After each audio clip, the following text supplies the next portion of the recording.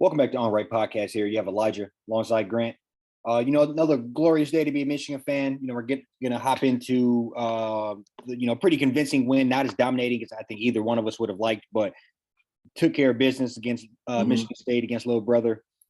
Obviously, we're going to dive into everything that happened during the game and after the game for that matter. I'm kind of throwing it over to you.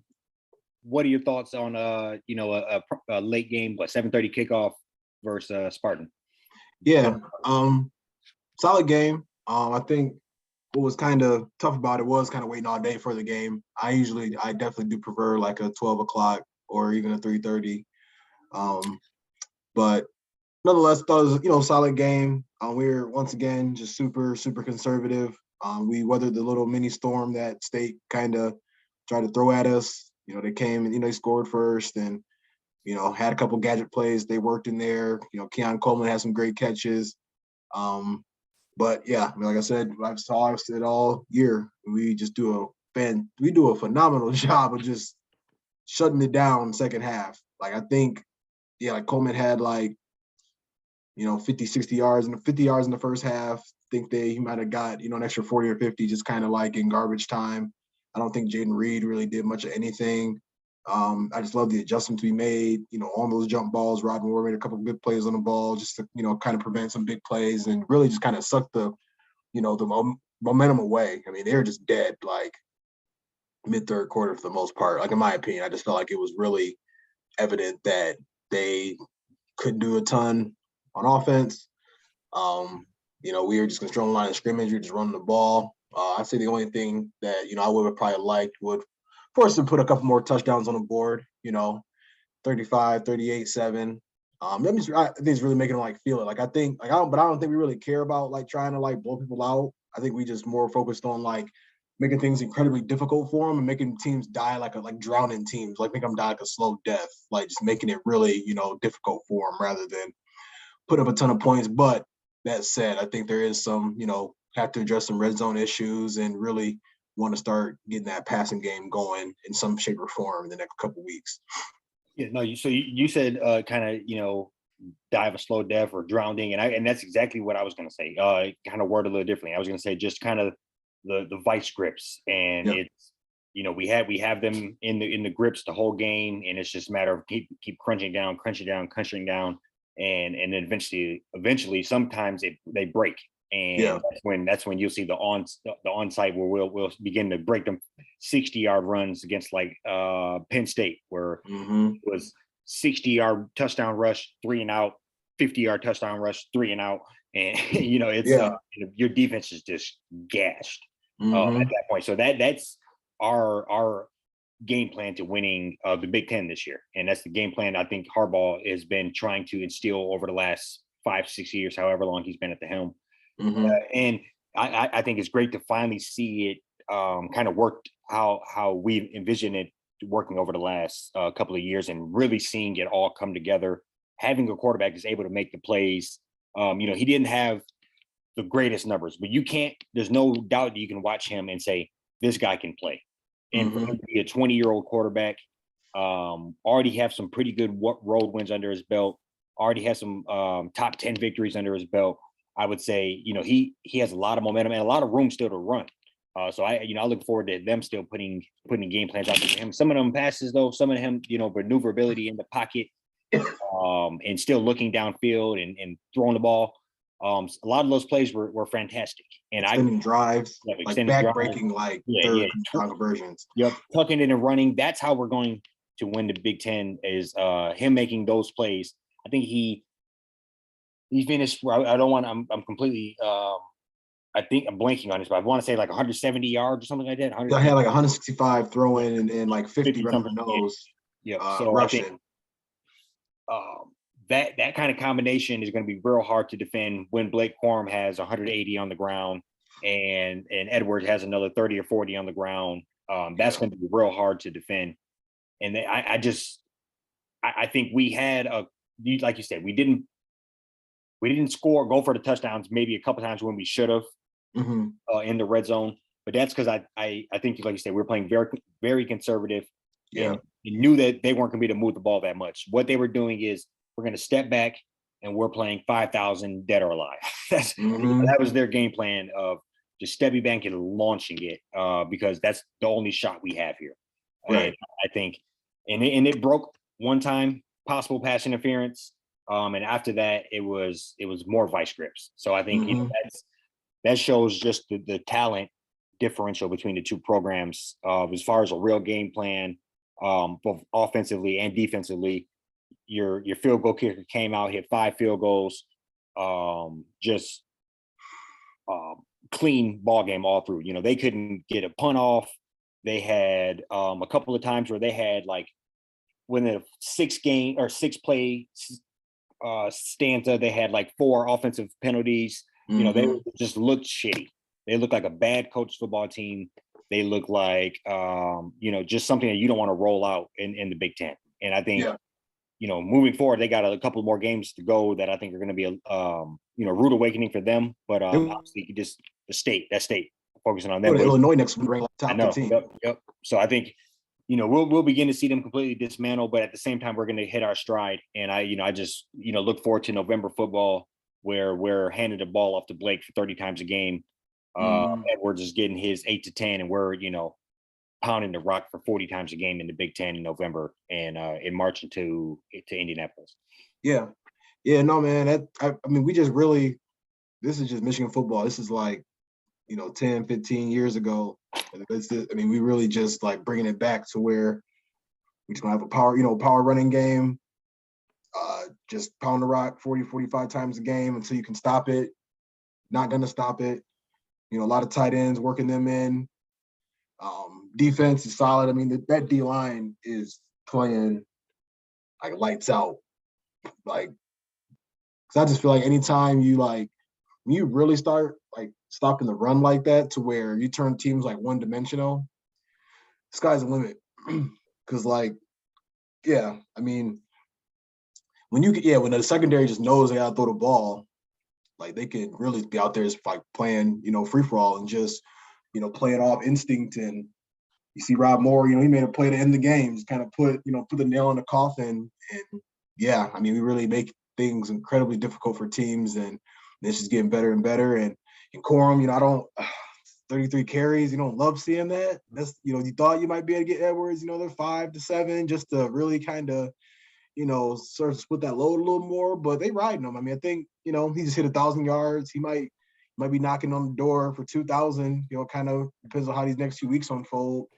I personally, I hope we just kind of handle business. And we got Rutgers this week. Hope we just kind of handle business, get him up out of there, and, not have to deal with much, but he's looking good. I mean, And the thing about this game in particular is he didn't break one.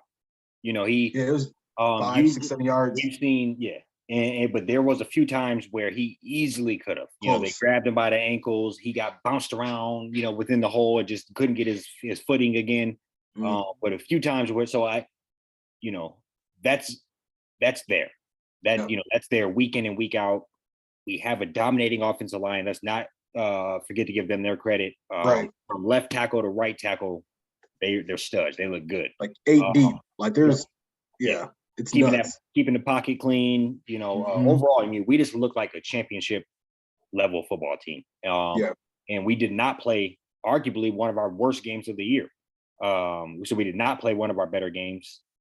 Still a 22-point win. Like we both said, a handful of things go different. He could break 1 or 2 of those for a good 40, 50-yard runs. Yeah. And, overall, I just am pretty impressed. I would have liked biggest thing, like you mentioned it, but just the red zone. You would have liked to see, even if we trade, two more field goals for 2 touchdowns, that's another 8 points. Right. That could be the difference between, an Ohio victory and Ohio loss. And let's not overlook Illinois. We got to take care of business first. Them. Yeah. I don't know. Who knows what they're going to turn into? I don't know shit about them. But yeah. I believe in us. I don't know much about them, but I know that this is a sleeper team we didn't anticipate. Right before the big one. Yeah. So definitely something we got to keep in mind. But overall, I think we look pretty damn good. I would have liked to see that D line be. I think they got like 2 sacks. which is, I think you get 2 to 3 a game. I mean, that's big. I would have liked it to be a little more. I mean, obviously we stopped the run, but I think pass rush would like that to be a little more stronger, a little more consistent throughout the game. But I mean, they did what was, I think they did fine for what it was worth. But because I give credit to number 0 for State too. I mean, they were throwing it up there. He was going to get it. Like there was sometimes it was like the pass rush, it didn't matter. Who was. But there was, I think he caught a couple over Jamon Green. That's one of our bigger corners out of him and Turner. And so, but yeah, I mean, I think for the most part, pretty flawless on defense, only giving up 7 points. And yeah, I mean, he gave that up early second or something like that, late first quarter. I don't remember what it was, but they did what they had to do. And they, like I said, I'm impressed with what I'm seeing. Just looking to see too, just with the passing game a little bit. Maybe he's working out a little bit more. Not that we if we don't need to, we don't need to. I don't think it's something we gotta try to force or anything along them lines. But I'm just really liking how things are turning out right now. Yeah. No, I mean, I think we're beginning to hit a certain stride. So it's you got to shift it up a gear. November is different football. 2 ranked opponents coming up, and I just like you got to kind of button it up a little bit, finishing touches on a few things, and you have to know that you have to convert those into touchdowns in order to get that championship again. And I mean, and it's a blessing in disguise to have somebody, knock on wood, as sure-footed as Moody, because I mean, that's big. That's big. He hit a 54-yarder. I mean, the guy was money. That would have been good from about 58. That was so. It's great to have that in our back pocket. I believe he won Kicker of the Year last year, if not a finalist. And and so I think that's a big thing we can lean into, but not something that should be something taken for granted. Great thing to have, but I think at the end of the day, we do need to begin to form that bit of a red zone offense. Right. And I think if you look around college football, I mean, hell, even the NFL, there are so many teams that they go through kickers it's crazy. Yeah. So the Lions definitely won't kick a 54-yarder. Yeah. Right. Yeah. That's I mean, he pretty much he had 5 field goals. He outscored the offense. He really just we relied on him. He came in there, got the job done. So yeah, like I said, it's it's somebody is good to have in the back pocket, but we got to put in the end zone a couple more times. We really want to get to where we want to go. Right. No, completely agree. No, I just think the transition into another team that's a beloved squad of ours. That'd be the Lions. We're kind of in shambles here. I think we're after this week's we're 1-6. Yep. Bye week's already behind us. I guess I was kind of, I don't know. I guess just another loss heading into the preseason, or this would have been a game that I think people had marked as another win. These were one of the 6. So it's kind of interesting, and it's I'm just beginning to see a couple reoccurring habits or reoccurring themes with this team. But I kind of want to throw it over to you. Yeah. 1-6. Where do we go from here? Oh, it's tough, man. I mean, I would say I like how they came out. They fought, came out 14, but that defense, oh my God! I just got to pull up to a stat line here real quick because I mean, we needed 400 yards for sure. People are literally walking into that building and just looking like Hall of Famers. We're not making it difficult for teams at all. No. It made it a little difficult today, but Tua still 29 of 36, 382, 3 touchdowns, 138 QB rating. Tyreek Hill, 188 receiving yards, Jalen Waddle, 106 receiving yards. I mean, it's pitiful. We can't. I mean, yeah. I guess before we jumped on, they converted 3rd and 13, 3rd and 14, 4 or 5 different times. There's just no resistance. No. You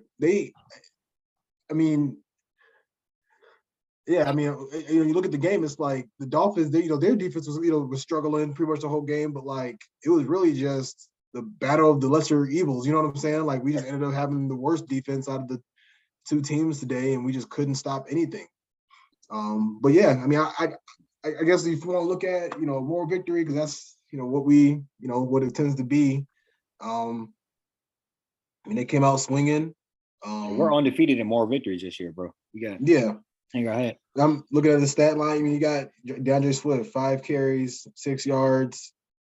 I mean, I don't know. It's kind of bizarre, just kind of how today unfolded because they looked great and then it just kind of went. You could just feel it. Like knowing Miami's second or them receivers, they never you just knew they never was going to really be out of it just because of who those guys are, and we were just chasing the entire day. Yeah, I think the season has been kind of like a reoccurring pattern. Yeah.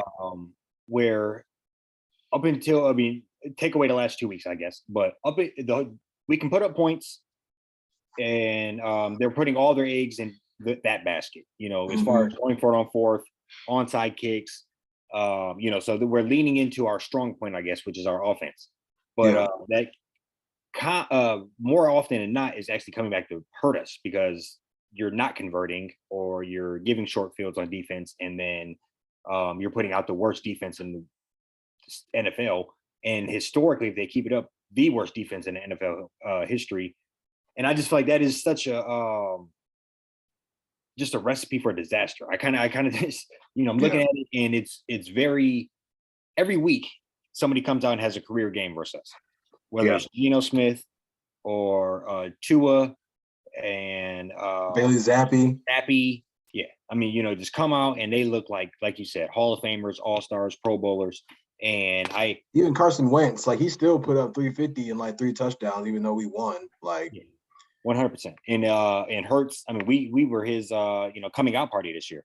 Obviously he's continuing to march on and do that more or less every week, but it started with us. We gave him that momentum to kind of slingshot into that season. So, I wonder what, and a lot of those, obviously this week, not so much, but a lot of times we're putting up points and yards when we're down. So are those really garbage points, garbage yards? I'm kind of looking at the state of the team. I mean, the owners came out this week and said, more or less be patient. Yeah. We're going to get there. And I'm not sure, it's kind of, we're desperate. And I think the fan bases are just frustrated, where we said that as a joke, but yeah, that we do have to kind of believe in moral victories. That is all that we have. It's kind of that bad, and that's that's kind of really the state of where we're at. It's just the only thing we can hang our hat on is we're not looking that bad, and that's kind of, it's really a shame that we have to be there. We were what 0-9 before we got our first win last year. Yeah. And then a couple wins that nobody cared about, really. So I mean, we're comfortably sitting in first place for the first pick right now. I mean, and are we going to play out of that again? Not to say that we should tank necessarily, but are we going to? You do have to be strategic, or we're going to be bad. If we're going to be, just do it then. Don't go out and win these games. I said should trade DeAndre Swift. Honestly, I'm being they might as well kind of get a couple more picks in there. I want up. You put Hawk in there too. Yeah. I mean, he played okay today, but I don't know. I just feel like but yeah, he's okay. But I mean, for the money we're going to have to pay him, right. In all honesty, we can go out and draft. I'm throwing, Stoke, Ohio State guy with the 50th pick next year, and have him do the same fucking thing. Let's just be honest. So I think there's 5 dudes in this draft that can go get us 500 yards this year. So I just think, he's very expendable. And the same with Swift. I think we do have to be honest, and I think that's the point where we are. Where you don't want to be talking about a fire sale and draft picks. Week 8 into the season, but that is what we have. Because we clearly can't put together nothing on the field this year. And if we do, it's only to our detriment. If we do rattle off 4 or 5 wins, which we're not going to, but let's say we rattle, we might finish with 4 wins. If we get hot and mess around and get 7 wins, that's really only the start, a bad thing. That's so. And at the division leader, I mean, they're 6-1. So like, there's, I mean, you look at like all the wild card, like we're just so way out of it at this point. I mean, it might as well start to make some of these decisions and just. I know we're not going to do it, but that's something that I think they should be looking into doing. Yeah, I mean, especially if you, this is, well, we ain't got to go all the way to this today, but especially if you took 3-4 draft picks and got Jameson Williams, I think this year needs to be even more of an emphasis on depth. Yep. Like to just try to on the defensive side of the ball to where, but I mean, this is, not everybody probably agrees with that, getting rid of those type of players, but I'm not too tied to them. Yeah, I mean, the answer is paying them or letting them walk, and letting them walk does nothing for us, and paying them is a major gamble. Nobody's arguing that Swift isn't good when he's healthy, right? And I'm not saying that Hockenson isn't an okay to pretty decent receiver or a tight end, but I think you can go find 3 or 4 Hockenson in his draft after pick 40. Yeah. And because he's nothing special. And I think you just got to be honest with that. And we can't pay him top of the line money because that'd be, that's just dumb. So I think we have to look at it for what it is and make these tough decisions and really play to win. I think that, and you said we can't necessarily do that. And that's because that's how we've been conditioned that we should have been competitive this year. And so if we should have been competitive and then we tear a couple of our major pieces down and redo it again, that's kind of, what are you saying there? So I think they have to kind of sell this thing that we can, I didn't listen to the press conference at all this week. I want to know, what do you begin to say at this point? It's right. We've already, remember 2 weeks ago, we were going to strip the whole thing and start doing one-on-one drills or some shit in practice.